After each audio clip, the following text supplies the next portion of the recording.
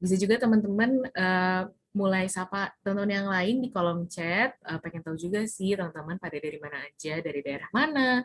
Mungkin ada yang mahasiswa, ada yang karyawan, atau mungkin ibu rumah tangga gitu. Who knows, kita bakal dapat teman baru di webinar kali ini. Gitu. BTW jangan ke kolom chat ya. Kalau sorry, jangan ke kolom Q&A ya, karena kolom Q&A ini nanti akan kita gunakan untuk semua pertanyaan yang berhubungan sama materi gitu. Sementara kalau mau chat yang di luar materi itu di kolom chat aja gitu. Oke, ya ini masih agak bertambah-tambah lagi. Jadi kita tungguin dulu ya teman-teman yang lain untuk join. Oke, ini kayaknya udah nggak bertambah lagi sih. Udah cukup ya. Oke, teman-teman, hai semuanya. Selamat sore. Gimana puasanya ini? Puasa hari ketiga, semoga masih aman ya. Semoga aman terus sampai Lebaran. Nah, aku mau izin share screen dulu. Masuk. Ya, aku izin share screen ya teman-teman. Semoga udah kelihatan ya screen-nya di teman-teman di layar teman-teman. Oke, jadi webinar kali ini kita akan membahas tentang faktor kunci untuk mulai trading emas dan minyak berjangka. Nah, di sini kita ada Bapak Isa Johari yang udah punya pengalaman hampir 20 tahun di bidang pasar berjangka, marketing, riset, analisis bisnis, dan juga edukasi. Nah, kalau sekarang ini Pak Isa memimpin tim research and development di ICDX. Jadi, tanggung jawabnya itu meliputi pengembangan dan perilisan produk. Jadi, dari pengkajian awal sampai produknya itu rilis dari produk-produk dari bursa dan juga beberapa proyek riset dari ICTX. Nah, terus sebelum kita memulai webinar kali ini, aku akan bacain dulu nih peraturan umumnya. Teman-teman dimohon untuk mengikuti instruksi yang akan aku bacain. Nah, terus nanti untuk sesi tanya jawabnya akan berlangsung pada saat kita buka sesi tanya jawab, yaitu setelah pemberian materi. Jadi teman-teman kalau misalnya punya pertanyaan pada saat materinya masih dijelasin, teman-teman bisa langsung aja ke kolom Q&A. Jadi bukan di kolom chat ya, ke kolom Q&A untuk menanyakan pertanyaan yang terkait dengan materi. Tapi kalau teman-teman punya pertanyaan yang nggak terkait materi, misalnya pertanyaan yang teknis, atau mungkin teman-teman juga pengen nyapa yang lain, pokoknya segala pertanyaan ataupun masukan atau komentar yang di luar materi, teman-teman bisa menggunakan kolom chat gitu. Nah, terus semua peserta ini otomatis di-mute dan tidak ada video yang muncul. Jadi, karena teman-teman di-mute dan nggak boleh nampilin video dan memang nggak bisa nampilin video, teman-teman bisa ke kolom chat kalau misalnya ada apa-apa, misalnya ada kendala-kendala teknis, bisa langsung ke kolom chat. Tapi kalau pertanyaan seputar materi, sekali lagi kalau seputar materi, itu ke kolom Q&A ya. Jadi kolom Q&A-nya mohon jangan digunakan untuk misalnya nyapa atau nanya link survei dan segala macam gitu. Nah, terus kalau teman-teman masih ada pertanyaan, saran, atau kendala lainnya setelah setelah webinar ini berakhir, teman-teman bisa direct message ke Instagram kita @icdxgroup. Nah, terus ini yang terakhir, yang penting banget untuk teman-teman mendapatkan e-certificate, teman-teman wajib mengisi link survei yang akan ada di akhir sesi pemberian materi. Jadi teman-teman make sure untuk stay tune sampai akhir pemberian materi karena di situ aku akan ngasih link surveinya. Nah, terus kita juga lagi bagi-bagi hadiah untuk 5 orang yang terpilih. Teman-teman cukup follow Instagram @icdxgroup, upload foto kegiatan percakapan masa depan kali ini ke Instagram story kalian, dan jangan lupa mention @icdxgroup. Dan pastikan juga teman-teman akunnya nggak dikunci ya. Nah, untuk 5 orang yang Instagram story-nya paling kreatif, paling menarik, akan dapat hadiah dari kita. Nah, udah segitu aja sih dari aku. Aku akan langsung aja oper ke Pak Isa. Halo, selamat sore Pak Isa. Uh, saya hari ini akan menyampaikan materi tentang faktor kunci untuk memulai trading emas dan minyak berjangka. Nah, jadi ya bahan-bahan yang akan kita bahas hari ini, tema-tema item-item yang akan kita bahas hari ini itu adalah peluang pasar emas dan minyak mentah, termasuk indikator penggerak harga minyak, indikator penggerak harga emas, ya. Lalu peluang keuntungan dengan derivatif, keuntungan kontrak berjangka itu apa, terus leverage kontrak berjangka itu apa, dan yang ketiga trik bertransaksi kontrak berjangka minyak mentah dan emas. Itu memanfaatkan leverage tadi, peluang dua arahnya, timing masuk keluar pasar. Oke. Nah, jadi peluang pasar emas dan minyak mentah. Jadi teman-teman, kalau kita ngelihat grafik harga minyak mentah sepanjang ya dari Februari 2020 sampai sekarang, kita lihat nih, ada bagian yang sangat-sangat rendah. Nah, kalau misalnya ngelihat sisi sebelah kanan ya, ngelihat grafik harganya, itu harganya di bawah 0 ya. Jadi di tanggal waktu itu tanggal berapa ya? 20 April, oh bukan. Di tanggal sekitar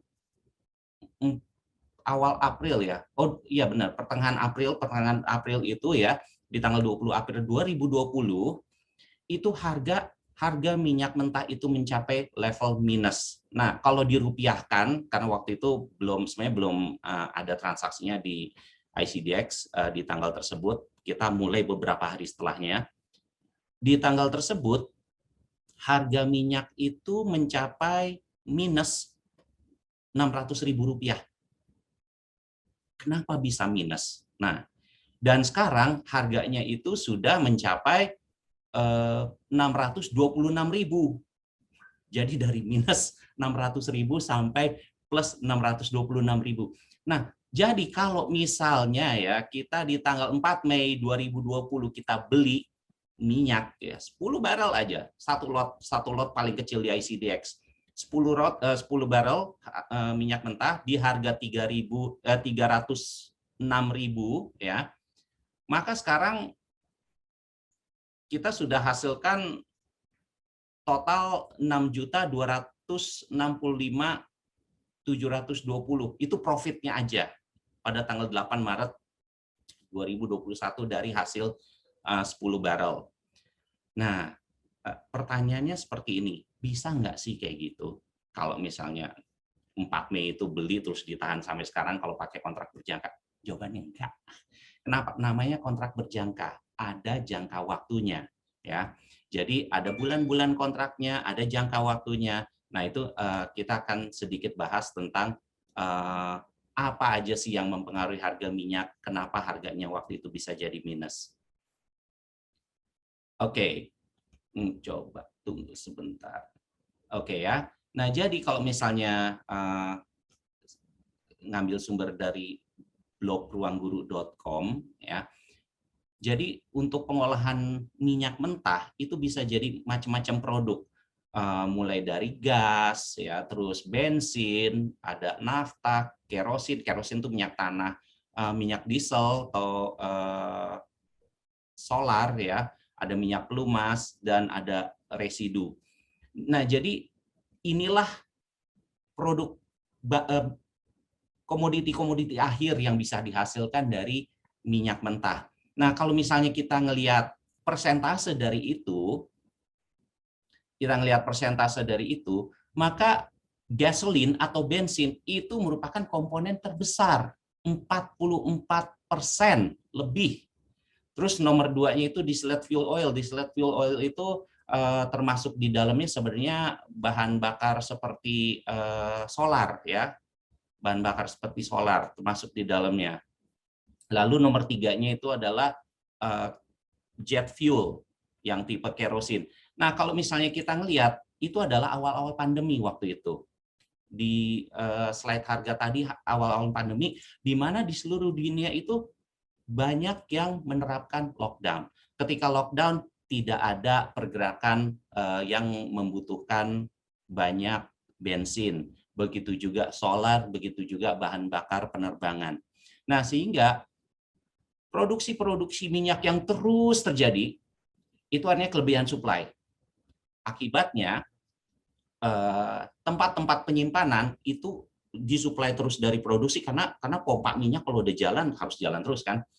Itu mereka terus mengisi ke penampungan minyak sampai penuh, sampai oversupply, sampai nggak ada tempat lagi buat nampung. Akhirnya apa? Orang yang memiliki minyak tadi itu sudah harus membayar kerugian dari biaya penyimpanan. Jadi praktis di saat-saat itu, di saat harganya minus, di saat harga bursa minus, yang terjadi adalah pada dasarnya pemilik minyak itu membayar kita untuk nyimpen minyak. Nah, kalau misalnya kita lihat lagi ya indikator penggerak harga minyak secara lebih secara lebih detail. Jadi apa aja sih yang menggerakkan harga minyak? Itu laporan persediaan minyak mentah. Nah, jadi waktu itu laporan persediaan harga minyak mentahnya udah benar-benar oversupply. Terus ada pertemuan rutin OPEC, itu negara-negara penghasil minyak. Terus ketegangan geopolitik, terutama di pusat-pusat produksi penghasil minyak ya, seperti Timur Tengah. Lalu bencana. Nah, bencana yang dimaksud dengan apa? Bencana alam sama bencana non-alam. Ya. Itu efeknya kemana? Bencana alamnya itu efeknya kepada produksi minyaknya, atau dampak dari bencana alam itu kepada penggunaan minyak. Misalnya apakah bencana alam mempengaruhi transportasi.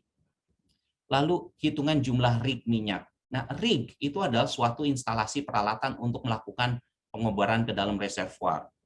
Nah, yang tadi saya katakan, rig-rig itu udah beroperasi waktu awal pandemi. Nah, sehingga rig-rig itu terus mensuplai ke tempat persediaan minyak sehingga tempatnya habis. Nah, emang seberapa signifikansi kondisi tersebut? Itu nanti saya akan bahas setelah ini. Oke, sekarang kita sedikit beralih ke harga emas ya. Nah, jadi harga emas cenderung naik turun. Nah, tapi kalau misalnya kita ngelihat kejadian di awal pandemi ya, di sekitar bulan Maret 2020, kita lihat harga emas sempat drop sedikit, terus lalu naik sampai harga yang cukup tinggi sebelum dia zigzag turun sebentar dan naik lagi ke atas. Nah, balik lagi, kalau saat itu beli emas 100 gram pada harga 779, maka sekarang sudah hasilkan profit 363.000 per gram ya, atau keuntungan total dari emas 100 gram itu adalah 3,4 juta. Nah, kalau kita lihat di sini, emas memang sempat naik sampai titik tertinggi sampai di atas 900.000 ya, kalau misalnya emasnya masih based on harga emas internasional. Nah, terus beranjak turun lagi. Nah, pertanyaannya, apa sih yang terjadi? Ya. Nah, apa yang mempengaruhi harga emas? Nah, indikator penggerak harga emas itu adalah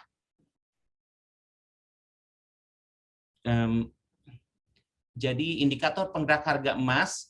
Nah, itu adalah harga emas dunia itu dalam dolar AS, ya. Itu yang jadi masalah. Jadi emas pada dasarnya seperti mata uang. Nah, karena harga emas itu dalam dolar AS, maka faktor-faktor yang menyebabkan dolar itu naik pada umumnya akan menyebabkan harga emas turun. Begitu pula sebaliknya. Kalau misalnya faktor-faktor yang menyebabkan harga dolar itu turun, maka harga emasnya yang akan naik. Nah, apa yang terjadi di awal pandemi? Di awal pandemi itu orang itu takut, ya. Takut, terus ada sedikit gangguan pada nilai tukar, dan lalu ada faktor yang kedua, yaitu emas sebagai safe haven. Jadi karena banyak aktivitas bisnis itu bergantung pada transportasi, sehingga ketika di awal pandemi semua pada lockdown, bisnis-bisnis itu pada turun, ya, orang beralih dari investasi saham ke emas, ya. Nah, itu yang menyebabkan kenaikan-kenaikan di awal pandemi. Nah, terus setelah ada kenaikan yang tajam, itu biasanya ada penyeimbangan, ada turun lagi sebelum kembali naik lagi. Lalu yang faktornya kurang signifikan sebenarnya terhadap pengaruh harga emas adalah emas sebagai perhiasan. Tapi pada periode-periode tertentu, permintaan emas untuk perhiasan itu akan sangat banyak sekali, mengalami peningkatan dan menjadi permintaan musiman. Terus terang, kalau saya ingat di tahun 2020 itu tidak menjadi agak kurang sih efeknya. Kenapa? Karena masa pandemi. Apa sih pengaruhnya? Jadi begini, ini salah satu contoh ya, salah satu contoh yang nyata itu adalah ketika di India itu sedang lagi periode-periode tanggal-tanggal baik untuk orang menikah.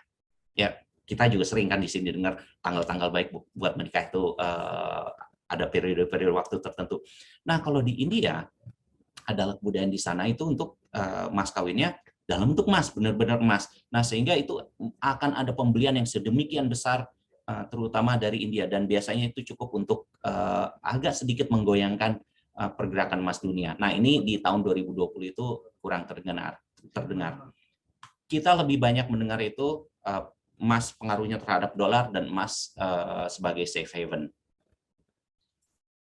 Nah, oke, sekarang saya mau kembali lagi kepada membeli 10 barrel crude oil. Nah, jadi ketika kita membeli 10 barrel crude oil ya, itu 10 barrel tuh ukurannya berapa sih? 10 barrel itu kurang lebih 1.590 liter. Kalau misalnya kita analogikan itu sekitar 3 kasur spring bed single yang 1 kali 2 meter, 2 kali 1 meter ya, terserah nyebutnya gimana. Nah, atau 89 box air mineral kemasan 1,5 liter yang ya sekitar 12 botol per box itu, or 84 galon air mineral.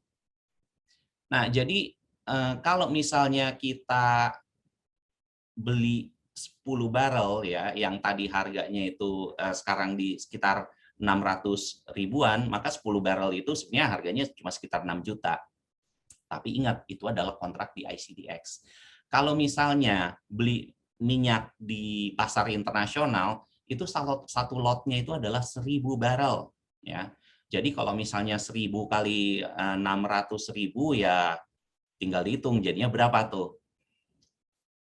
Jadinya 600 juta rupiah, ya, 600 juta rupiah.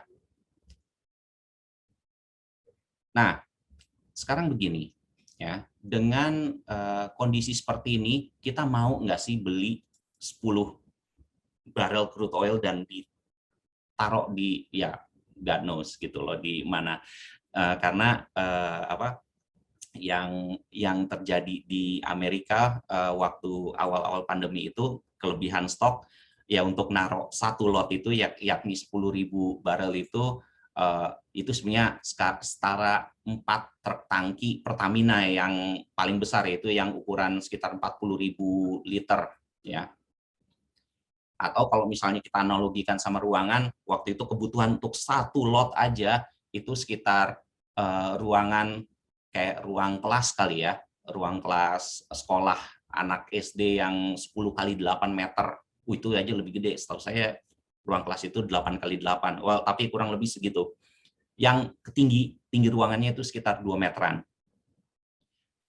Itu adalah space cuma satu lot, dan itu ada beribu-ribu lot kekurangan tempat penyimpanan di awal pandemi ya. Nah, tapi balik lagi, kalau kita mau investasi minyak, beli 10 barel aja yang tadi 3 kasur spring bed mau ditaruh di rumah. Nah, jadi ada peluang keuntungan yang kita bisa hasilkan kalau kita transaksikan derivatif ya. Nah, jadi derivatif itu kurang lebih ya, apa keuntungan dengan derivatif dalam hal ini kontrak berjangka?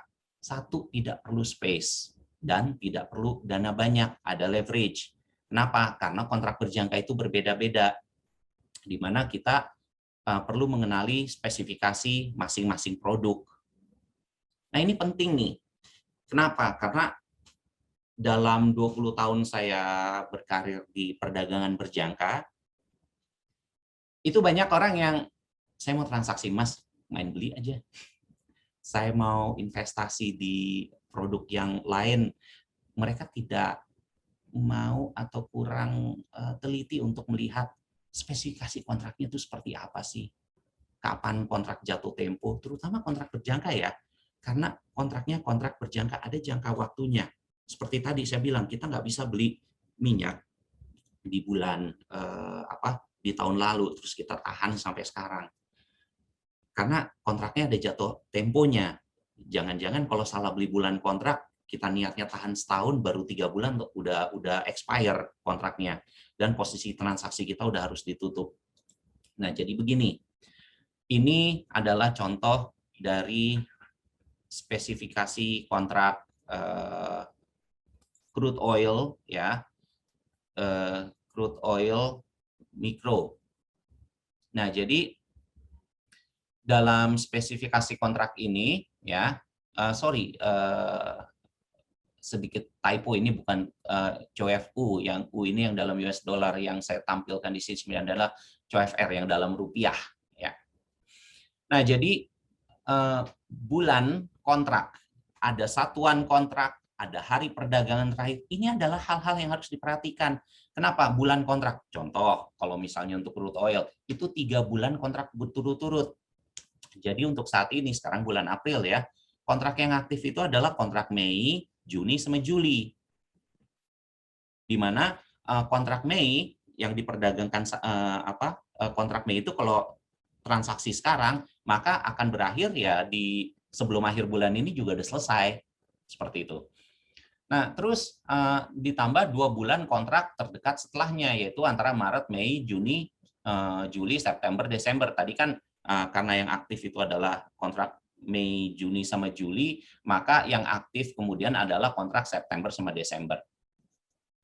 Nah, satuan kontrak apa? Karena ini adalah kontrak yang mikronya, kontrak kecilnya, satuan kontraknya itu adalah 10 barrel per lot. Di mana hari dan jam perdagangan itu adalah Senin sampai Jumat, terus ada ya detail-detailnya ini bisa dibaca deh ya.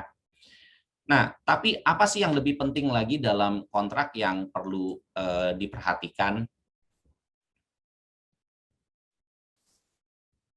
Nah, dalam kontrak COFR MIC ini ya, yang penting adalah kuotasi harganya, rupiah per barel. Di mana kalau emas internasional itu transaksinya dalam US dollar. Nah, ini hanya dalam rupiah. Jadi kita nggak usah perlu capek-capek ngitung kurs, kita bisa transaksi dengan mudah. Dan hari perdagangan terakhir, ingat ada jatuh temponya. Tapi jatuh temponya kita akan mengacu pada hari perdagangan terakhir kontrak asalnya, kontrak acuannya, yaitu di NYMEX. Perubahan harga minimumnya karena ini dalam rupiah itu Rp100 per barel. Nah, margin untuk saat ini karena margin itu ditetapkan dalam surat edaran bersama antara bursa sama clearing, margin itu kisarannya tuh sebenarnya di sekitar 2-4% ya. Nah, di saat ini margin untuk crude oil itu ada di kisaran Rp2 juta. 200.000 rupiah untuk yang MIC ya, karena persentase yang lebih kecil. Nah, metode penyelesaiannya itu penyelesaian tunai. Artinya apa? Saat kontraknya expire atau saat kontraknya jatuh tempo, nggak usah repot-repot mikirin saya akan terima minyak atau saya harus mengirimkan minyak. Nah, ini adalah kontrak finansial di mana penyelesaiannya penyelesaian tunai. Nah, tapi untuk apa bikin kontrak dengan penyelesaian tunai kalau misalnya ya untuk apa bikin kontrak berjangka kalau ujung-ujungnya nggak dapat minyak? Ini tetap bermanfaat buat pihak-pihak yang perlu melakukan apa yang namanya lindung nilai. Tapi itu dibahas di lain kali, itu penjelasannya bisa panjang lagi. Nah, tapi kurang lebih itu. Jadi ada kontrak yang bisa dimanfaatkan untuk investasi, ada jatuh temponya, dan penyelesaiannya tunai, sehingga dengan penyelesaian tunai itu jadinya lebih simpel lah buat nasabah-nasabah, calon-calon nasabah atau pihak-pihak yang mau coba belajar. Saya pengen coba belajar transaksi kontrak komoditi. Nah,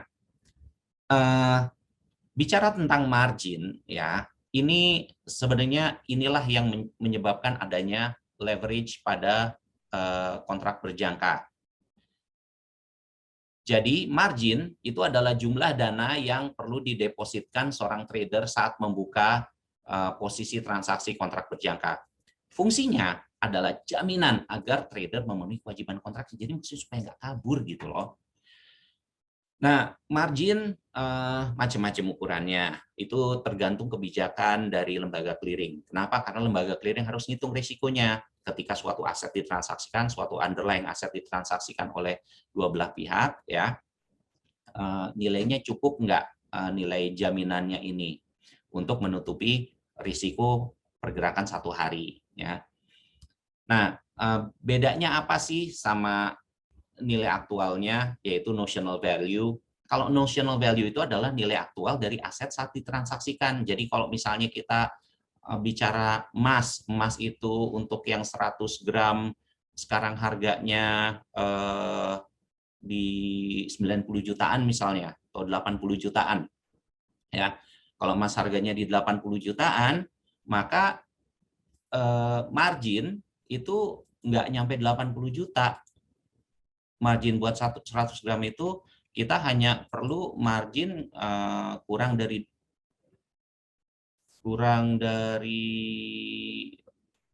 sekitar 400.000 rupiah. Seperti itu. Nah, dan ini menghasilkan apa yang namanya leverage. Nah, leverage itu, leverage mungkin ada teman-teman yang sudah advance, sudah punya pengalaman, ada istilah leverage 1:100. 1:100 artinya margin yang disetor hanya 1/100 dari notional value, ya.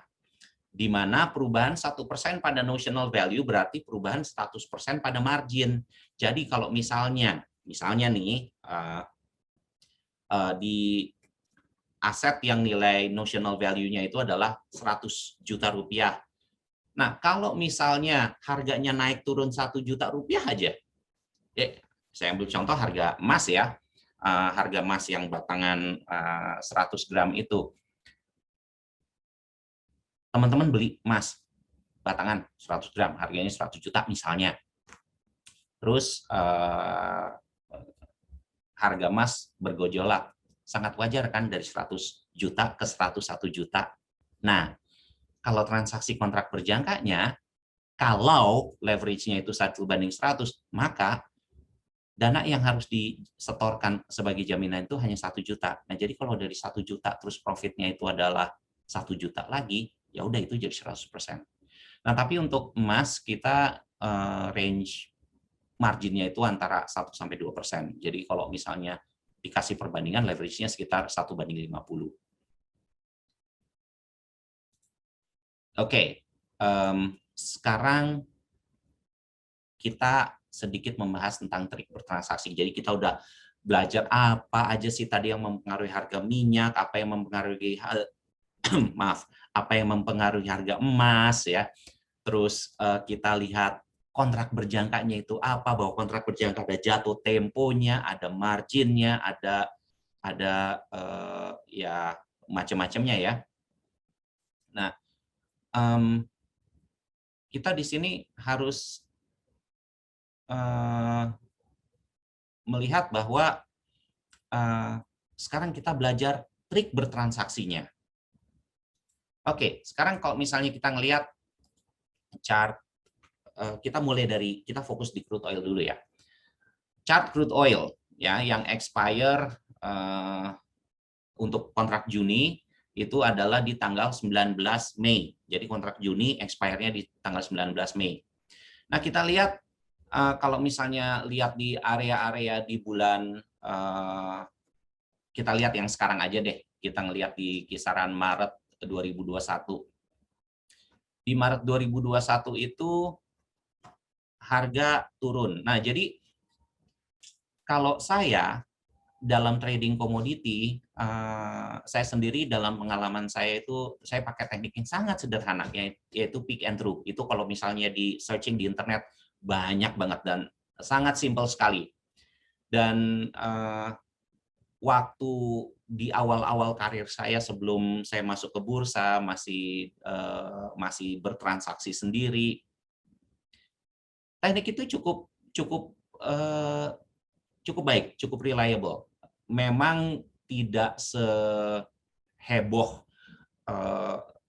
teknik-teknik sekarang yang pakai komputer dan pakai indikator ya. Itu teknik yang sangat simpel sekali. Yang penting disiplin. Kenapa? Karena dalam pengalaman saya disiplin itu adalah kunci utama keberhasilan dalam transaksi apapun asetnya. Nah, jadi kalau misalnya kita ngelihat sepintas lalu chart-chart ini kan seperti zigzag kan, ada naik, turun, naik, turun, naik, turun. Nah, tiap kali naik dan kayak membentuk gunung kecil ya di chart, maka itu adalah sebuah peak. Dan setiap kali dia membentuk kayak huruf V begini, maka itu adalah sebuah true ya.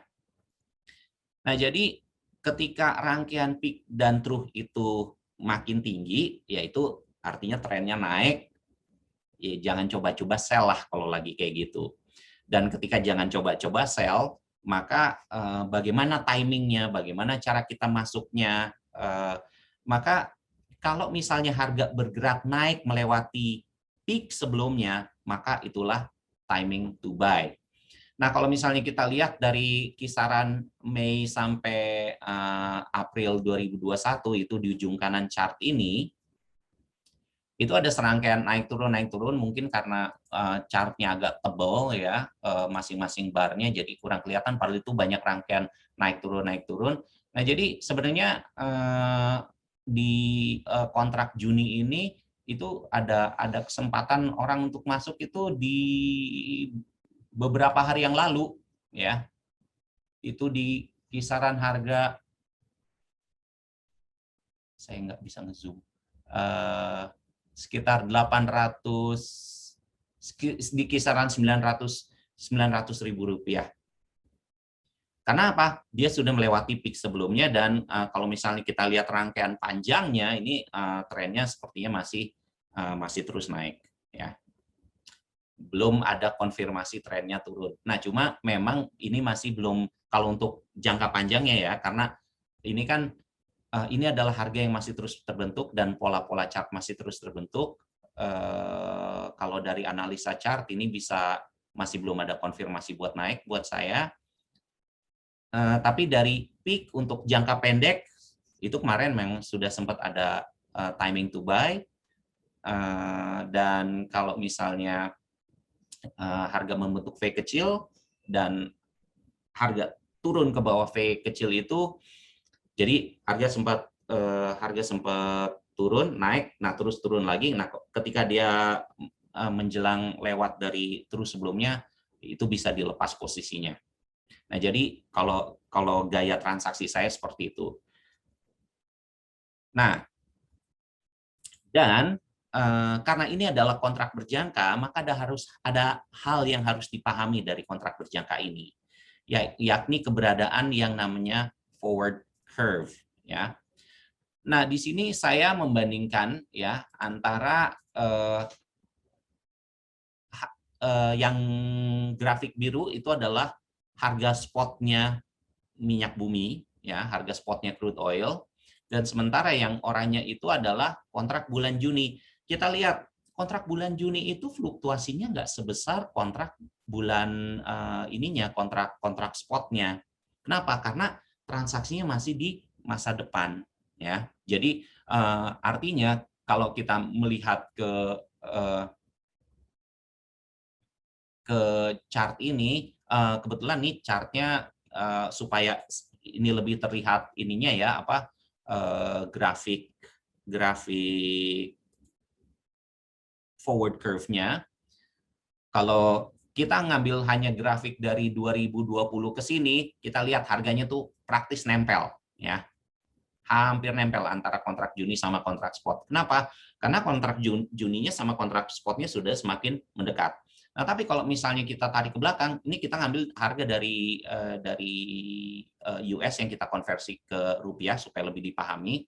Kalau misalnya kita melihat dari awal kontrak Juni ini muncul, yakni sekitar di tahun 2012, kalau di luar negeri, di pasar internasional itu emang bisa ditransaksikan selama bertahun-tahun durasinya. Ini kita lihat orang punya ekspektasi atas kontrak. Jadi di tahun 2012 orang sudah punya ekspektasi atas kontrak minyak bumi untuk diserah terimakan di bulan Juni 2021. Ya, artinya itu ada 9 tahun. Nah, 9 tahun itu orang kan pasti akan samar-samar kan. Jadi mereka pakai patokan harga yang terjadi saat itu. Nah, terus dilihat faktor-faktornya. Nah, ketika harga spotnya itu bergejolak tinggi, harga futuresnya memang ikut naik turun, tapi naik turunnya nggak sebesar harga spotnya. Dan kita lihat, kadang harga futuresnya harga spotnya lebih tinggi, kadang harga spotnya lebih rendah.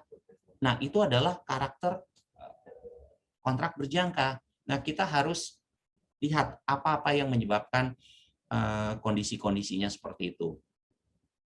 Nah, tapi bagaimanapun yang namanya forward curve, kita lihat di sini selisihnya bisa sangat besar nih di tahun 2012, 2013, 2015 itu selisih antara harga kontrak Juni sama harga kontrak spotnya itu bisa sangat besar. Tapi lihat, makin lama, makin ke ujung, ya, makin mendekati jatuh temponya kontrak Juni, itu harga-harga pasti akan namanya converge, akan mendekat antara bulan futuresnya sama kontrak spotnya. Bahkan, ya, ini kan masih kontrak Juni ya, kontrak yang bentar lagi jatuh tempo itu kontrak Mei. Ya. Nanti begitu kontrak Mei-nya jatuh tempo di akhir bulan ini, maka kontrak Juninya yang akan beralih jadi kontrak spot, maka harga-harga yang lepas dari akhir bulan April ini, yaitu kontrak Juninya lah yang akan jadi kontrak spot. Nah, itu ada forward curve. Nah, jadi kalau misalnya kita mau transaksi kontrak berjangka, kita ngambil kontrak yang masih sekian bulan lagi. Terus kita ngelihat kontrak spotnya itu fluktuasinya itu sangat-sangat kencang.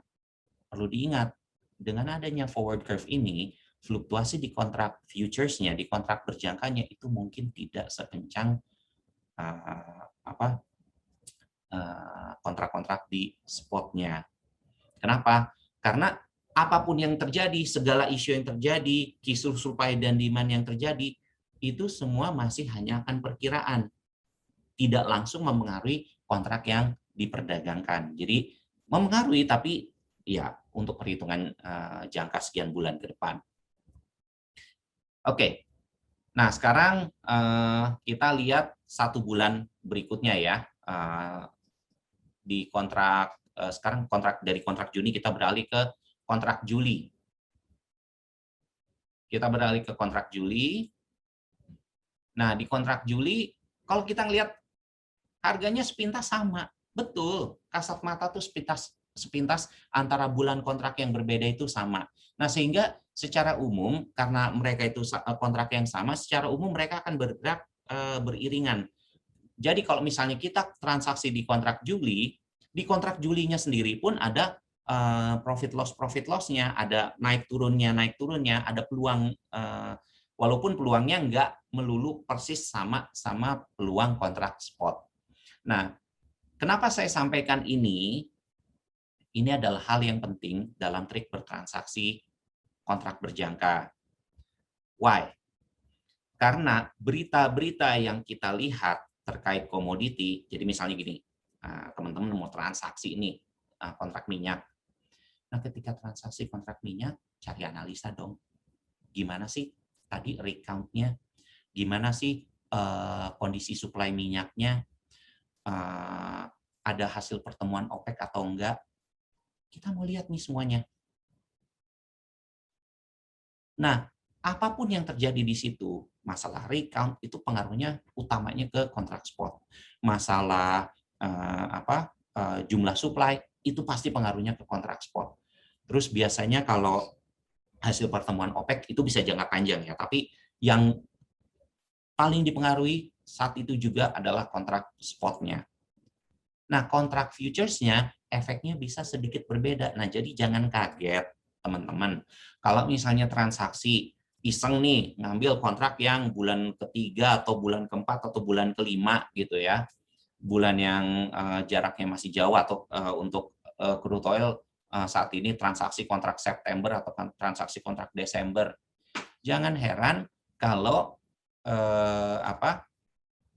jangan heran kalau misalnya sepintas ngelihat berita itu harganya seharusnya naik, padahal ya kalaupun naiknya nggak sebesar kenaikan kontrak bulan spot, atau bahkan malah dia sedikit turun. Nah, itu bisa saja terjadi ya. Itu karena itu ada perbedaan antara harga kontrak berjangka dan kontrak spot. Oke, nah sekarang saya akan skip contoh yang ketiga karena itu sama juga masih kontrak bulan Agustus ya. Saya akan masuk sekarang ke kontrak Gold GR. Nah, Gold GR, kalau ada teman-teman yang sebelumnya pernah mengikuti pembicaraan-pembicaraan acara-acara dari ICDX, terus ketemu GoFX, Gold Oil Forex ya. Goldnya sebelumnya adalah namanya kontrak gulir ya, kontrak gulir harian. Jadi tiap hari bergulir. Kalau misalnya kita ngelihat ke kontrak-kontrak yang lain, kontrak gulir itu pada dasarnya yang diperdagangkan adalah harga spot. Nah, di sini ini ada contoh lain, ada bentuk kontrak berjangkanya juga dalam bentuk Gold GR. Sama juga ada bulan kontraknya. Sekedar informasi aja, kalau dari kami sendiri ini ada sejumlah permintaan dari pelaku pasar untuk meninjau kembali kontraknya. Jadi ya kita nggak tahu ya, kita lihat nanti hasil kajian kita seperti apa. Tapi saat ini kontrak berjangka Gold GR ini itu ditransaksikan 12 bulan berturut-turut. Wow, 12 bulan berturut-turut maksudnya gimana? Kalau tadi kan spesifik tuh 3 bulan berturut-turut. Nah, ini 12 bulan berturut-turut. 12 bulan berturut-turut dalam hal kontrak emas itu adalah untuk saat ini kontrak April, terus ya Mei, Juni, Juli, dan seterusnya sampai kontrak Maret tahun 2022. Itu 12 bulan berturut-turutnya. Nah, satuan kontraknya 100 gram. Hari perdagangan terakhirnya itu di hari kerja terakhir bulan berjalan. Nah, yang penting ini adalah di metode penyelesaian. Nah, jadi metode penyelesaiannya itu pada dasarnya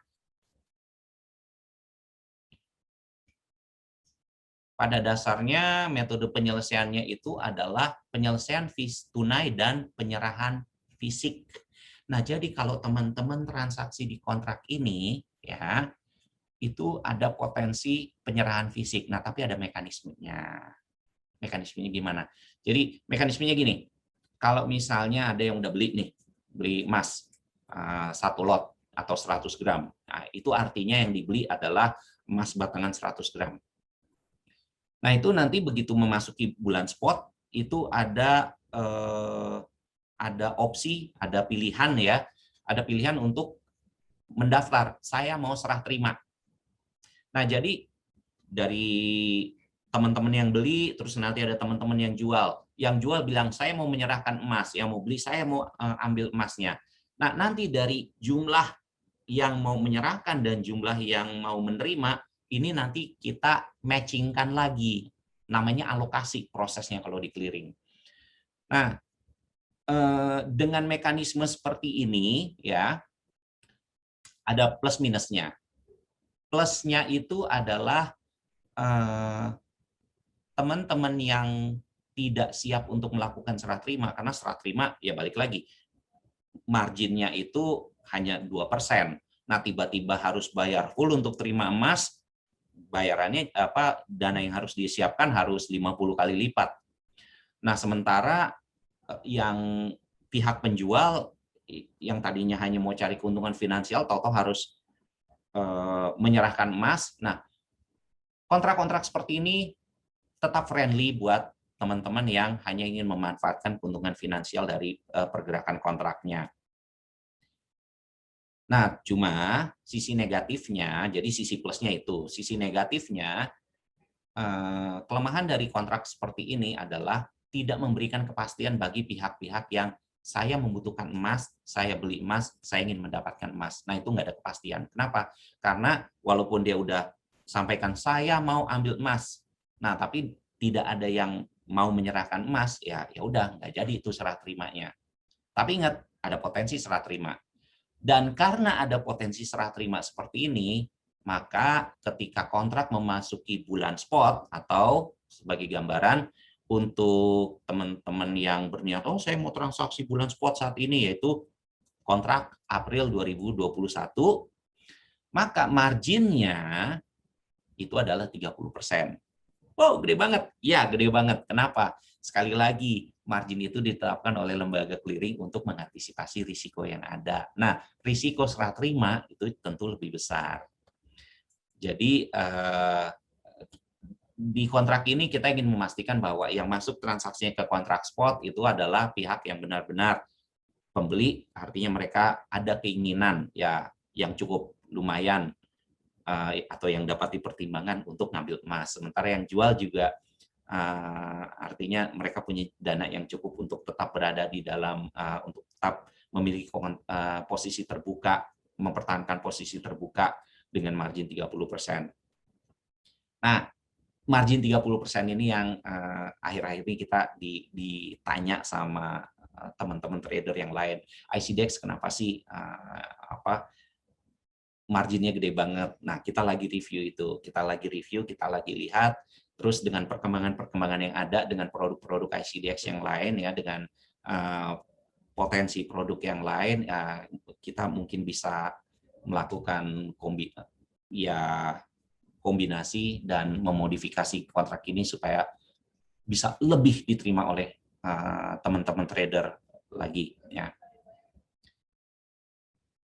Oke, nah jadi kalau misalnya kita ngelihat harga chart kontrak April, nah ini expire-nya 30 April. Nah, jadi kalau teman-teman mau nekat masuk kontrak April, satu, marginnya 30%, maaf ya. Terus yang kedua, begitu masuk pasar, expire-nya tanggal 30 April. Nah, jadi begitu masuk posisi, ada yang bilang, aduh belum sempat profit, udah expired. Ya, that happens. Itu terjadi di transaksi kontrak berjangka. Makanya kalau transaksi kontrak berjangka itu dalam pengalaman saya juga ya, terutama yang ada jatuh temponya, kita harus benar-benar satu memahami karakter kontraknya.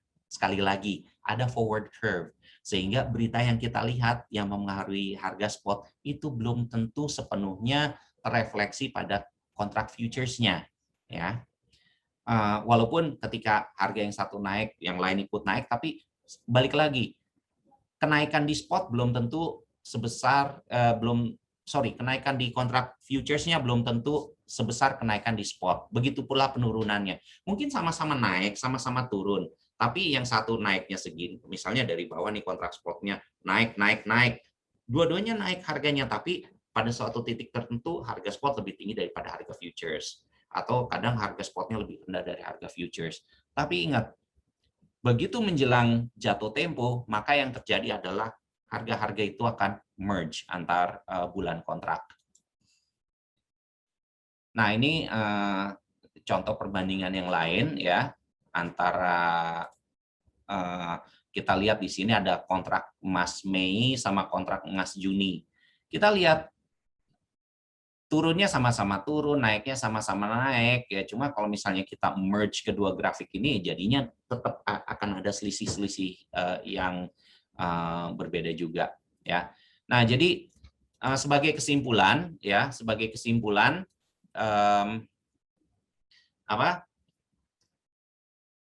yang namanya transaksi kontrak berjangka ya, kita harus lihat, kita harus sangat-sangat memperhatikan karakter bulan kontraknya, ya, karakter kontraknya, karakter komoditinya, terus coba perhatikan bulan kontraknya, karena antar bulan kontrak itu beda-beda, dan biasanya kontrak semakin jauh kontrak futures-nya terhadap bulan spot, harganya bisa cukup jauh.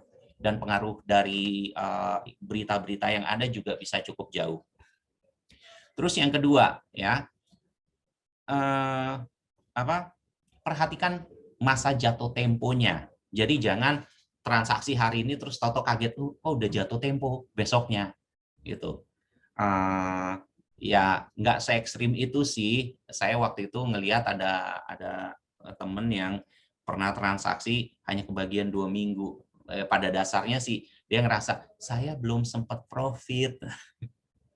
Padahal analisanya benar, analisanya naik, tapi ya salah bulan kontrak aja. Nah jadi ketika transaksi kontrak berjangka, ingat ada elemen jatuh tempo, ya. Terus perhatikan di kontrak itu di jatuh temponya ada penyerahan atau enggak. Ada yang di state di kontraknya itu hanya penyelesaian tunai, maka kalau teman-teman hanya mau memanfaatkan pergerakan harga dan keuntungannya aja, silahkan masuk. Nah, tapi kalau misalnya pengen barang, coba lihat kontrak-kontrak yang ada, yang memang ada jatuh temponya, dan yang memang ada serah terima barang di akhir kontrak atau di saat jatuh tempo. Dan itu pun nanti ada mekanisme serah terima yang akan berbeda-beda untuk masing-masing komoditi, ya, karena kami di ICDX ketika membuat kontrak, kita pasti akan akan meminta masukan dari pelaku pasar, terutama kalau kontrak itu ada serah terima barang, kebiasaan-kebiasaan mereka seperti apa. Jadi antara kontrak minyak kita sama kontrak emas kita pasti akan beda. Terus ke depannya kita akan ada komoditi-komoditi lain, serah terimanya juga pasti akan beda dengan penetapan bulan kontrak yang berbeda-beda, itu beda-beda. Nah, sehingga itulah warna, itulah kalau buat saya excitement dari transaksi kontrak berjangka, dan ditambah dengan kemudahan margin dan leverage, modal yang dibutuhkan relatif kecil, bisa membuat peluang kita menjadi semakin besar. Tapi ingat, semakin besar peluangnya, risikonya juga semakin besar. Jadi itu yang harus kita manage. Dan yang paling penting adalah kalau teman-teman udah mau masuk mekanisme transaksi seperti ini, disiplin. Oke, sementara itu materi dari saya kembalikan kepada Mbak Nadine. Silakan Mbak Nadine. Oke, thank you banget Pak Isa materinya hari ini. Ini teman-teman udah cukup banyak nih pertanyaan-pertanyaannya. Tapi sebelum masuk ke pertanyaan, aku mau izin share screen dulu. Mau reminder lagi buat teman-teman ya, yang masih pengen dapat hadiah dari kita, gitu. Yang masih pengen dapat hadiah dari kita ada khusus berhadiah dikit, bukan kuis sih sebenarnya, Instagram Story gitu. Jadi teman-teman cukup follow Instagramnya kita @ICDX Group, mention ke kita, dan upload foto kegiatan webinar percakapan masa depan hari ini gitu. Dan pastikan juga teman-teman akunnya nggak dikunci ya. Nah, untuk 5 Instagram Story yang paling menarik akan dapat hadiah dari kita.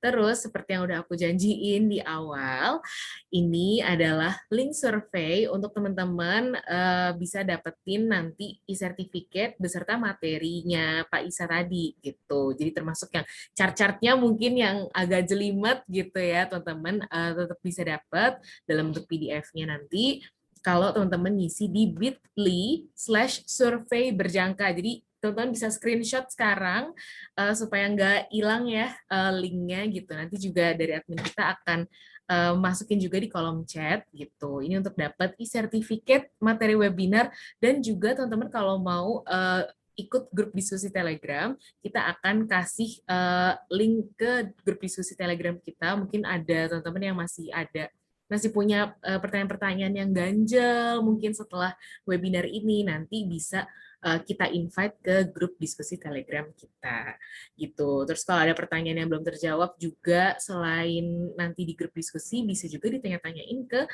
Instagram kita @ICDX Group. Nah, ini kita langsung aja ke sesi Q&A-nya ya Pak Isa ya. Ini ada pertanyaan yang aku prioritasnya pertanyaan-pertanyaan yang udah di like juga sama teman-teman ya, yang udah di like di atas, di paling atas gitu. Ada dari Chris Kumolontang. Nih, jika saya ingin berinvestasi jangka panjang dengan emas, apakah yang bisa saya lakukan melalui si kontrak bergulir itu, dan apakah ada biaya terkait dengan kontrak gulir emas gitu. Silakan Pak Isa.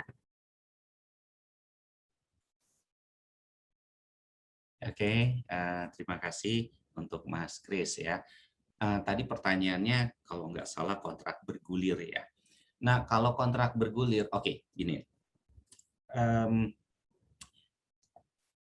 Kalau kontrak gulir itu pada dasarnya kita transaksi suatu aset dengan harga spot. Nah, tapi kita belum bayar full kan. Kita masih hanya pakai margin aja. Nah, ada sejumlah pendapat ya, ada sejumlah analogi. Oh itu karena harganya spot itu sama serupa dengan kayak dipinjamkan. Jadi kayak dipinjamkan untuk membeli emas sekian banyak. Nah sehingga dana yang kita keluarin itu hanya 2%-nya, 1%-nya. Nah karena ada status dana pinjaman ini atau bentuk pinjaman emas atau pinjaman apa, maka nanti muncul perhitungan-perhitungan yang namanya swap ya atau ya biasanya beda bunga, istilahnya macam-macam ya. Jadi kalau di kontrak gulir itu akan sangat normal sekali ada hal-hal semacam itu ya. Kenapa? Ya kalau misalnya nggak ada ya dan kita tahu kalau dalam rupiah harga emas itu naik terus kayak gitu, ya udah beli aja emas terus nggak ada konsekuensi apapun tahan selama sekian puluh tahun gitu. Sementara di setiap pasangan pembeli pasti ada penjualnya. Nah yang penjualnya ya kalau misalnya orang-orang yang harus nahan jual nggak terima apa-apa selama sekian tahun, kasihan juga dong.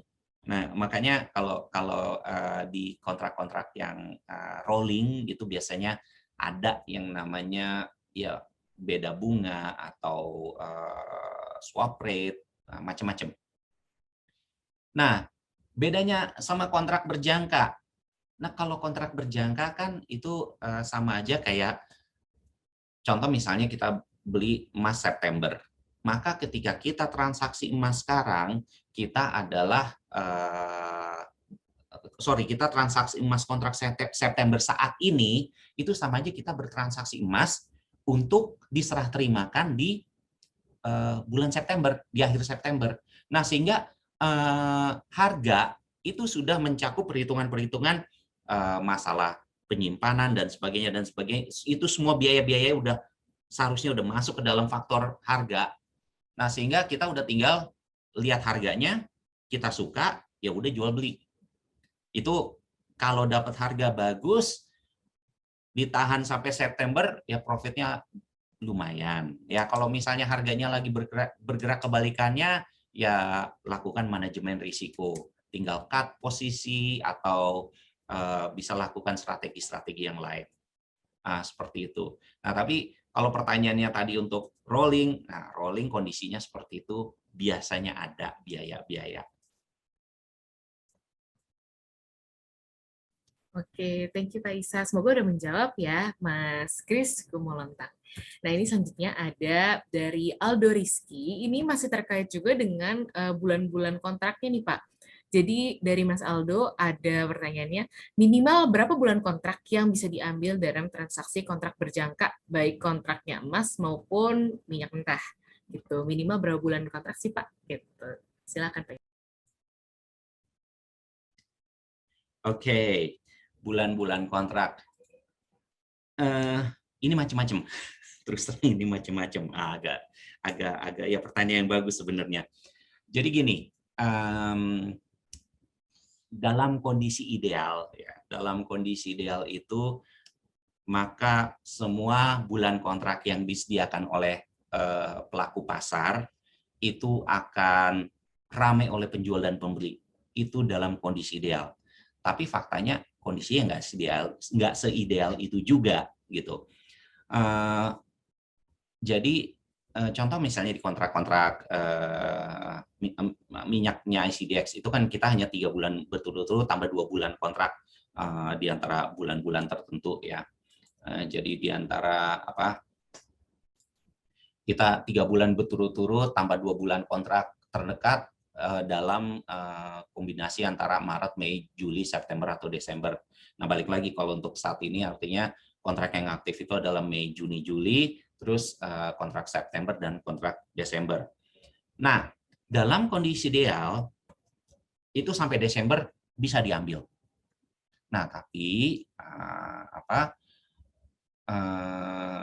tergantung pelaku pasar, karena yang ditransaksikan ini adalah kontrak multilateral, ya. Dalam kontrak multilateral itu ya gimana di dalam kontrak itu ada penjual atau pembelinya. Jadi kalau misalnya Mas Aldo itu mau membeli, ya, apakah ada orang yang menjual? Sebutlah Mas Aldo mau transaksi di kontrak Desember. Pertanyaannya, ada yang mau jual nggak di kontrak Desember? Kalau ada yang mau jual, ya silahkan transaksi. Nah, jadi transaksi itu bisa ditransaksikan sekarang, bisa di-hold sampai bulan, artinya sampai bulan November 2021. Atau misalnya kontrak emas, ya, kontrak emas 12 bulan berturut-turut. Kalau di bulan sekarang April, Maret tahun depan, ya kalau di Maret tahun depan itu udah ada yang pasang harga, ada yang pasang order ya untuk jual ataupun beli, Mas Aldo mau transaksi, silakan, bisa. Gitu. Dan sekali lagi karena ini bulan berjangka, harga yang di quote itu sudah memperhitungkan segala biaya-biaya yang ada. Nah, jadi ya udah tinggal di saat jatuh tempo atau sebelumnya kalau merasa udah profit ambil. Kalau misalnya rugi ya harus lakukan tindakan-tindakan yang perlu, tindakan manajemen risiko yang perlu. Nah, tapi sekali lagi kondisinya juga tidak hanya di ICDX saja, di semua bursa juga seperti itu. Bahkan di bursa asalnya, seperti tadi saya kasih contoh, kalau untuk minyak bumi ya, kalau di negara-negara lain, di bursa-bursa internasional, itu kontraknya jangka panjang banget, 9 tahun. 9 tahun. Saya kalau transaksi kontraknya 9 tahun udah lupa duluan nih kali, honestly. Tapi balik lagi, kalau misalnya kita ngelihat volume-volume perdagangannya, ya untuk kontrak-kontrak tahun ke-9, ya itu belum tentu ada yang kuotasi harga, belum tentu ada yang pasang order. Nah, jadi itu benar-benar disediakan oleh bursa, itu untuk kebutuhan. Jadi kita terima input dari pelaku pasar dalam pembuatan kontrak ya, dalam penyusunan kontrak, terus pelaku pasar bilang, oh kita sering kontrak jangka panjang sampai 5 tahun. Ya kita bikinin kontraknya, kita bikinin space-nya, kita bikinin ya kasarnya bulan kontrak itu kayak area transaksinya. Nah kalau di area transaksi itu nggak ada penjual maupun pembeli ya kosong. Nah terus harganya gimana kalau kosong? Nah kalau dari bursa sendiri ya ketika suatu bulan kontrak itu nggak ada harga, kita biasanya ada formula-formula dan nah itu formulanya pun beda-beda dan itu bisa cukup ngejelimet gitu loh. Karena kita termasuk biasanya menanyakan informasi-informasi dari pelaku pasar. Semoga menjawab. Oke, thank you Pak Isa. Nah, sebelum melanjut ke pertanyaan berikutnya nih, aku mau ngingetin lagi dan lagi buat teman-teman nih, apa yang dapat hadiah dari kita, bisa upload IG story untuk kegiatan kita hari ini, entah di screenshot atau kalian mungkin selfie lagi di depan laptop atau di depan kamera gitu ya. Bisa juga pokoknya sekreatif mungkin, yang paling kreatif dan paling menarik akan dapat hadiah dari kita. Jadi cukup follow @ICDX Group dan mention juga di story kalian @ICDX Group. Dan jangan lupa akunnya mohon jangan di private ya, gitu. Oke, ini selanjutnya ada dari Rizky Pratama. Apa perbedaan harga emas batang sama emas lain dalam bentuk lain gitu, seperti emas dalam bentuk perhiasan. Dan mungkin aku mau nambahin juga ya, barengan sama dari Mas Irfan gitu. Bisa dijelasin lebih lanjut tentang serah terima fisiknya kalau kita transaksi kontrak emas gitu. Termasuk biaya yang tadi disebut saat serah terima gitu. Jadi serah terima dan juga perbedaan harganya untuk emas batang dan emas dalam bentuk lain seperti perhiasan gitu. Silakan Pak Isa. Oke, pertanyaan bagus juga ini. Apa bedanya emas batangan sama harga emas lainnya?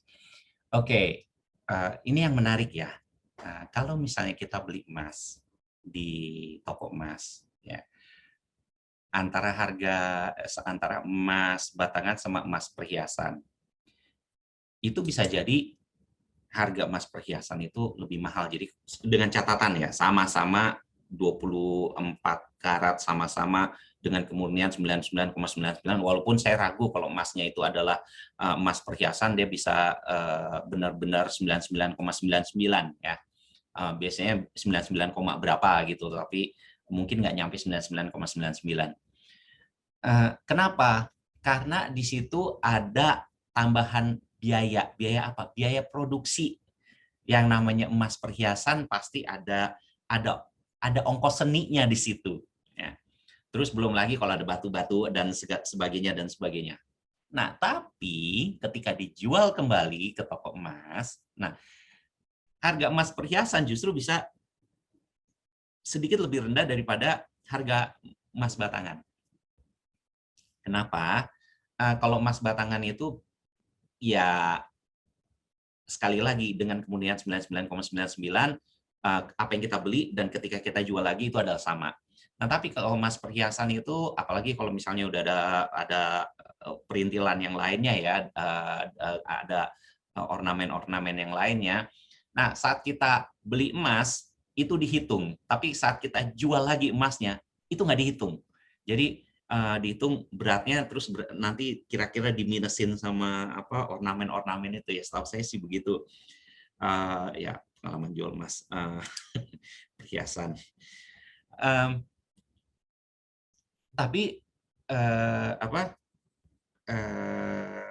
kalau serah terimanya sendiri, balik lagi, kalau di bursa kita hanya transaksi itu untuk emas batangan. Kenapa?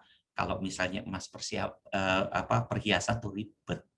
Satu, kita spesifikasinya 100 gram. Pertanyaannya, kalau emas perhiasan bisa nggak plek-ketiplek 100 gram, 100,00 gram gitu.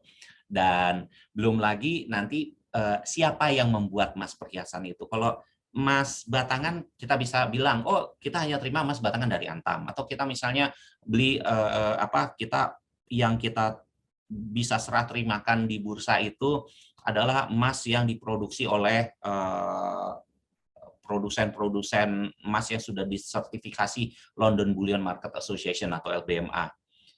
Itu sekali lagi ketika emas berpindah tangan itu relatif ya kita bisa lebih meyakin bahwa itu nggak berubah dan pihak yang membuat emas itu juga udah ada pengakuan-pengakuannya.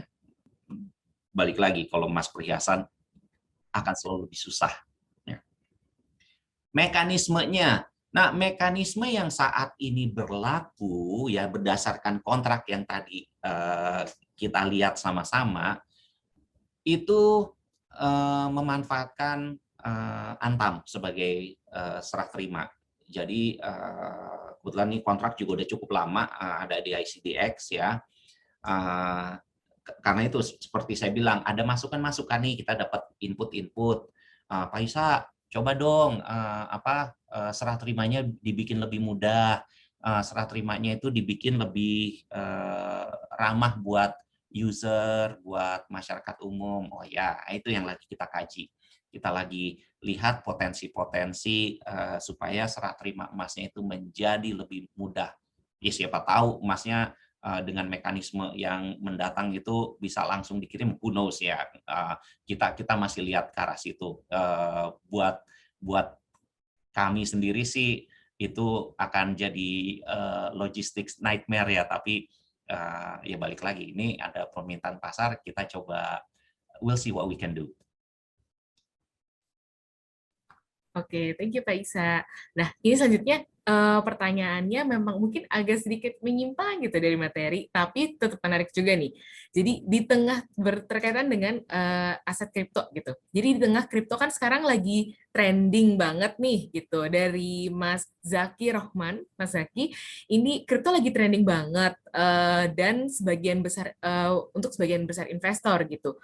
Nah, gimana potensi emas sekarang di tengah trendingnya kripto gitu? Apakah emas tetap akan jadi primadona aset safe haven atau akan tergusur dengan adanya aset kripto? Gitu. Silahkan Pak Isa. Oke, good question. Balik lagi, kalau saya sih ngelihat sisi simpelnya aja ya. Di apa ya?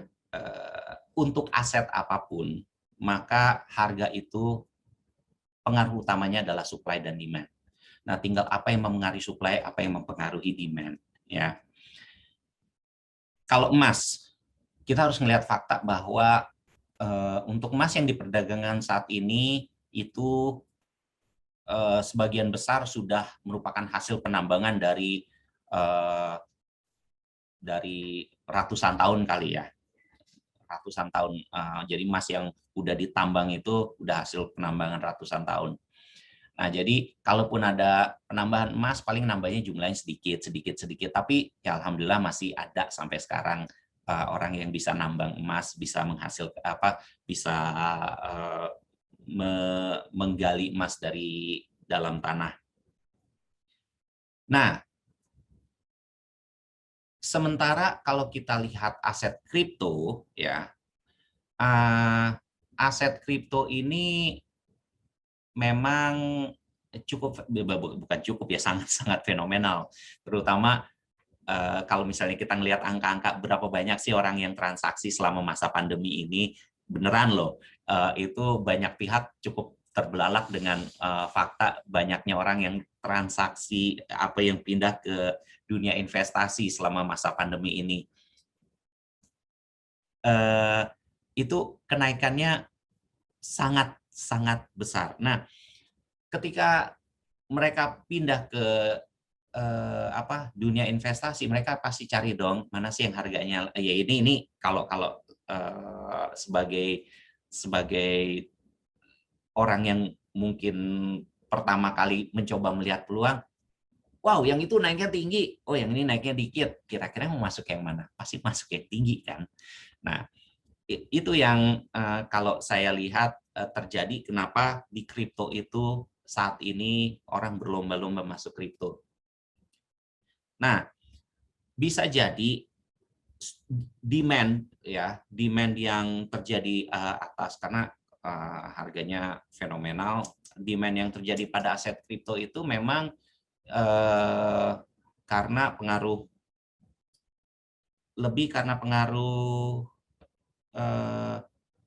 yaitu orang-orang cari peluang ya.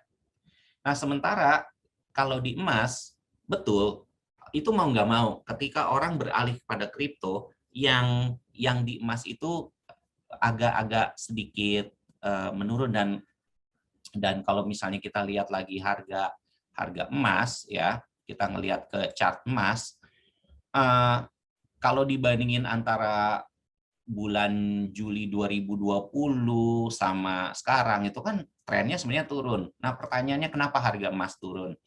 Nah, harga emas turun tuh karena banyak hal. Terutama dengan kalau kita lihat dari Agustus 20 ya, itu dengan mulai bergulirnya kembali bisnis. Orang-orang mulai beradaptasi dengan new normal.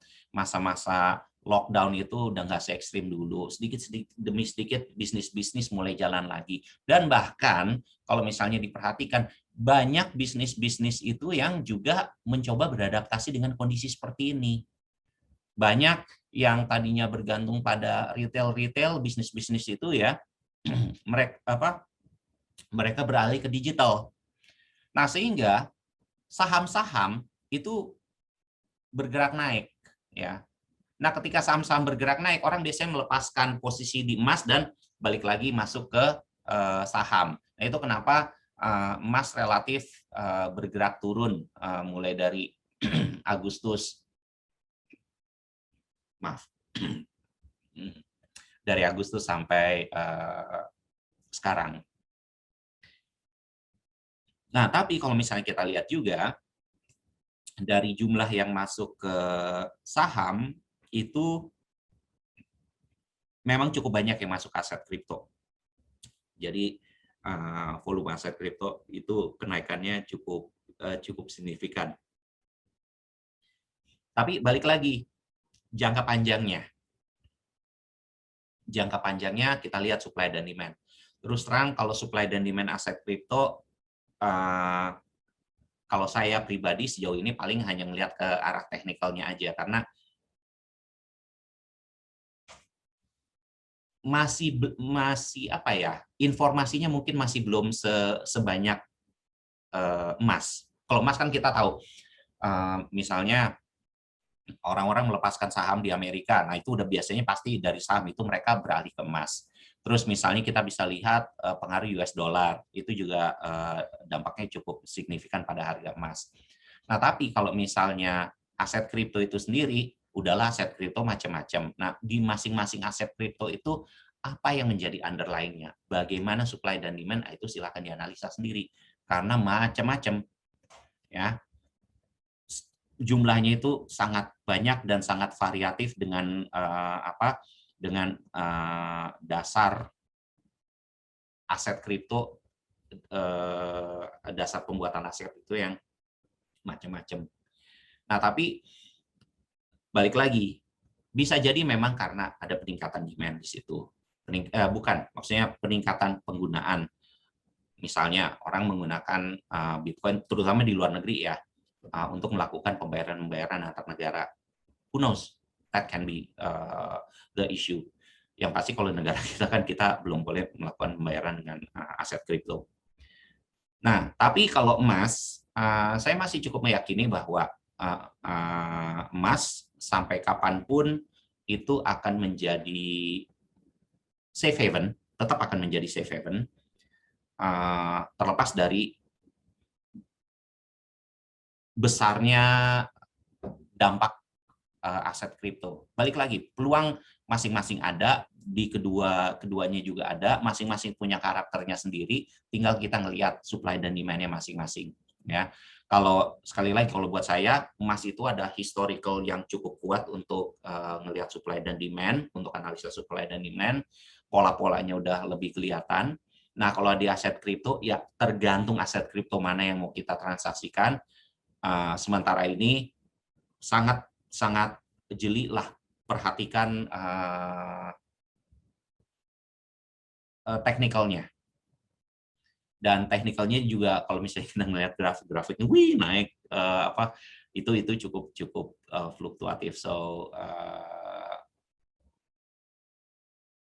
kalau pertanyaannya adalah apakah aset kripto akan mengambil alih emas sebagai safe haven? Sebagai safe haven mungkin enggak, karena emas itu sebagai safe haven cukup stabil ya. Mengurangi bisa, tapi mengambil alih enggak. Itu kalau menurut saya. Thank you.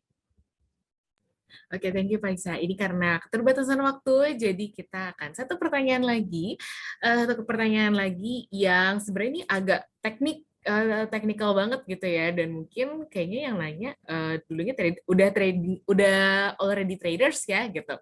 Jadi ada dari Yulianus Radia. Jadi gini, jika dalam trading emas berjangka itu kan ada jatuh tempo. Nah, oke, Kak, kayaknya ada yang like juga. Oke, jadi jika dalam trading emas berjangka itu ada jatuh tempo, nah saat beli emas satu lot yang harganya 100 juta misalnya, dalam waktu 12 bulan dan jatuh tempo harga emas satu lot tersebut itu 90 juta. Dalam waktunya itu 12 bulan. Nah, apakah nggak rugi? Jadi untuk dapat keuntungan dari kontrak emas berjangka ini, bagaimana? Apakah dari capital gain? Gitu. Masih bingung Pak, mohon pencerahannya gitu. Oke. Misalnya kita beli emas untuk 12 bulan ke depan, harganya 100 juta. Terus saat jatuh tempo, harganya tinggal 90 juta. Ya artinya itu rugi gitu loh. ya rugi is rugi. Kalau tidak melakukan apa-apa ya namanya bukan apes, tapi ya itu namanya inaction, tidak melakukan apa-apa. Nah, sebagaimana saya katakan, kita bisa aja transaksi, kita pasang jual gitu. Kita ngelihat, wah harga emas sekarang 100 juta, kita beli. Ya. Nah, ini akan beda. Kita sebagai orang yang mau hedging kah, atau orang yang mau apa namanya, orang yang mau spekulasi. Kalau orang yang mau lindung nilai, orang yang mau hedging, itu dari 100 juta mau naik kek, mau turun kek, di awalnya mau beli kek, mau jual kek, at the end of the day, itu nggak masalah harga akan di berapa. Kenapa? Karena yang dia lindungi itu adalah nilai transaksi senilai 100 juta itu. Buat orang yang melakukan lindung nilai, saat jatuh tempo, maka nilai transaksi yang dia dapatkan ya 100 juta. Karena itu yang ingin dia lindungi dengan berbagai alasan ya. Nah, tapi kalau misalnya emang seorang spekulan, kita beli emas 12 bulan lagi, maksudnya untuk jatuh tempo 12 bulan, harganya 100 juta, dan harganya beranjak turun, ya Mbok, ya lakukan sesuatu gitu loh, cut loss kek, atau apa kek. Karena kalau misalnya ujung-ujungnya kita tetap terima emas itu, dan ya kalau kita bisa terima emas itu, ya kita terima emas batangan 100 gram, terserah mau dianggap rugi atau enggak. Ya, saya dapat emas 100 gram. Terlepas sekarang nilainya 90 gram, ya waktu dibeli itu kan nilainya 100 ya. Balik lagi, ini udah masalah perception ya. Tapi kalau benar-benar hanya untuk dapatkan capital gain-nya, dan itu bukan capital gain tapi jadi capital loss, ya rugi, plain and simple, rugi. Jadi begitu harganya turun, do something. Tapi ya again, kenapa orang transaksi 12 bulan? Macam-macam alasannya. Banyak alasan. Ada yang benar-benar mau lindung nilai, ada yang memang melihat peluang ke arah sana. Many reasons ya. Nah, tinggal balik lihat ke diri sendiri. Apa sih kebutuhan kita? Kita mau transaksi emas itu tujuannya adalah untuk apa? Gain apa? Goal apa? Tujuan apa yang ingin kita raih? Nah, itu kita harus sesuaikan apa yang akan kita transaksikan, durasi waktunya, potensi pergerakan harganya, itu kita harus lihat semua. So, ya kalau ditanya ya rugi untuk apa? Ya kalau tanya untuk apa ya balik lagi tujuannya macam-macam. Kalau ditanya rugi, kalau ngelihatnya capital gain, ya rugi. Oke, thank you Pak Isa. Nah, teman-teman, sorry banget masih banyak pertanyaannya kayaknya yang belum kejawab, tapi berhubung kita kan mau buka puasa ya, gitu. Buat teman-teman yang berpuasa, juga termasuk Pak Isa juga kan berpuasa nih. Jadi kita siap-siap dulu buka puasa bareng keluarga, nyiapin mungkin ada yang mau beli takjil dulu keluar gitu. Jadi kita harus segera menyudahi webinar kali ini. Mohon maaf sekali. Terima kasih ya Pak Isa atas materinya hari ini, dan juga terima kasih teman-teman atas antusiasmenya. Nah, nanti untuk teman-teman yang pertanyaan-pertanyaannya belum sempat kita jawab di webinar kali ini, kita akan coba jawab secara berkala ya melalui konten-konten kita di Instagram @icdxgroup atau Instagram produk kita juga @geofx.official. Nah, kalau misalnya kok kayaknya kelamaan gitu ya udah mantengin timelinenya, tapi jawaban-jawabannya nggak muncul-muncul di konten-konten, ya bisa juga direct message ke kita atau komen di postingan-postingan yang terkait, pasti akan kita usahakan untuk kita jawab gitu ya teman-teman. Selamat sore semuanya, sampai jumpa kembali. Terima kasih juga Pak Isa.